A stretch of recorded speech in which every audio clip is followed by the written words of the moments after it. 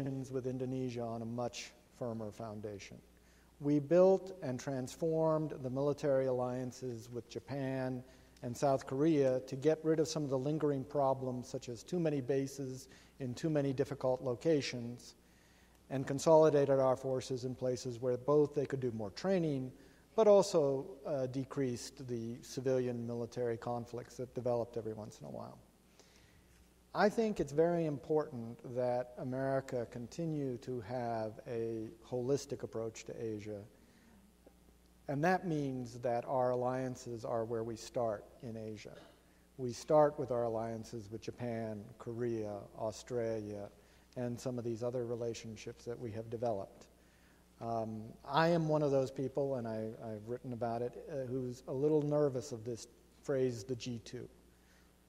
Because I think that it denies the fundamentals of good policy in East Asia, which rely on very broad relationships in the region and not a singular China focus. Here's a interesting question. What advice would you three previous senior advisors on Asia offer to the current advisor on Asia? Oh, we would never presume to do that. Don't take the job, I presume. That advice, I can say with certainty, was offered and rejected. I think the most serious advice we can offer you, Jeff, is be sure to talk with those who have been there and done that and listen to them.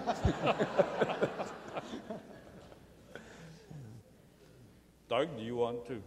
He took the advice I gave him. I said, take this job. I thought Jeff was supremely well prepared for this position at a time when the vocalized policy stance of the incoming President Obama suggested real opportunity to address pragmatically a lot of our issues. And Jeff has already eloquently expressed the main points of the Obama administration's policy.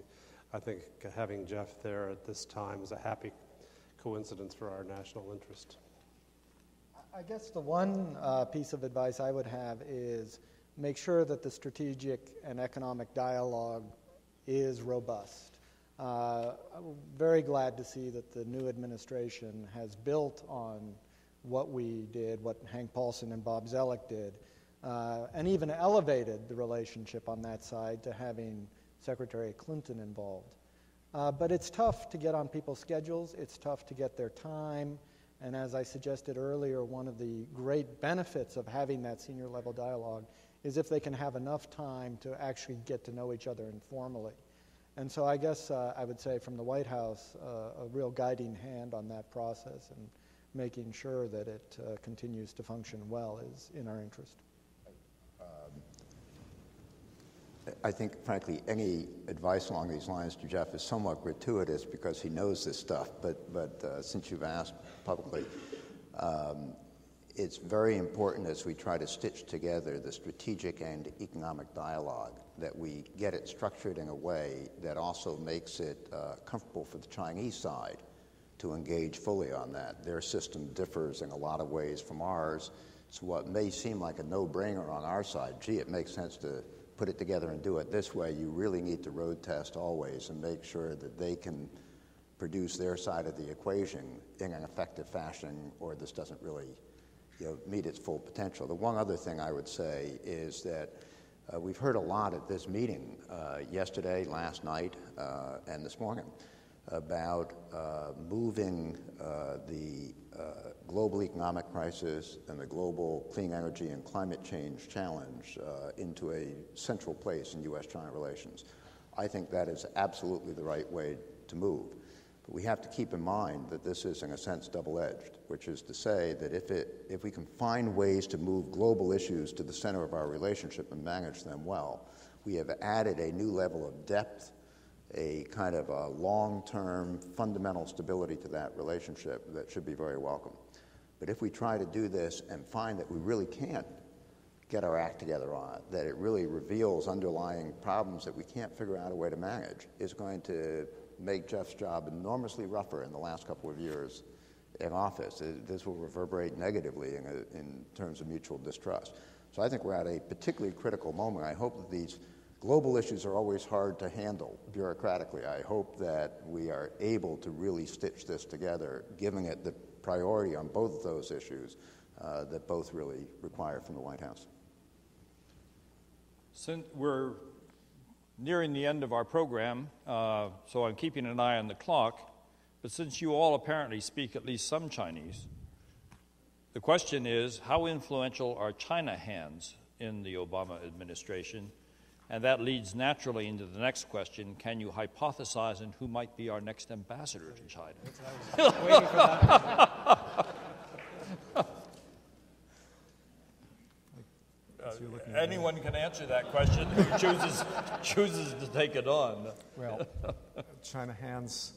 Well, we have in the cabinet 2 Chinese Americans with a long and substantial and distinguished history in dealing with China, in Secretary of Commerce Locke and Secretary of Energy Chu. I don't know if you would call them China hands, but certainly deep China experience. We have at the NSC, in my office, a couple of people who've had some involvement with China down through the years, myself and my deputy handling China. Over at the State Department, I wouldn't call, I suppose technically Jim Steinberg, the Deputy Secretary of State, is not a China hands, but trust me, he knows as much about China as most China hands, and his instincts on China are better than that of most China hands. So I regard Jim as a virtual China hand. There is China experience scattered around the agencies at the Assistant Secretary and Deputy Assistant Secretary level. Let's say we're only 101 days in, but I don't, at this stage, see pockets of antagonism to a constructive relationship with China, such as I have experienced in past administrations that I've worked in. Maybe it's just a sign of the maturity of the relationship that I think that all our being here suggests that we've gone through 2 parties of rule on China, back and forth a few times. Each party, when it's out of office, has taken shots at the incumbent, and maybe this may be a vain hope in Washington, but maybe people are finally learning the lessons that throwing Molotov cocktails from the outside at the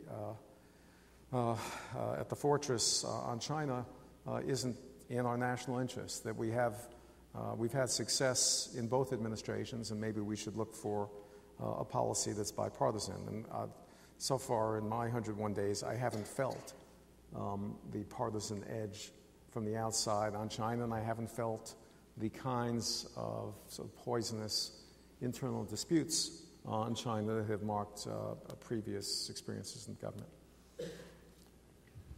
We've come to the end of our program.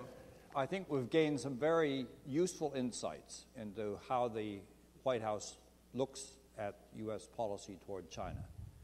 It's been my experience that if you took all of the senior advisors or National Security Council people who have worked on China and Asia issues in recent decades and put them together with the top China and Asia specialists in the State Department and other agencies of government, you would find they were a collegial group that all knew each other and got along well together.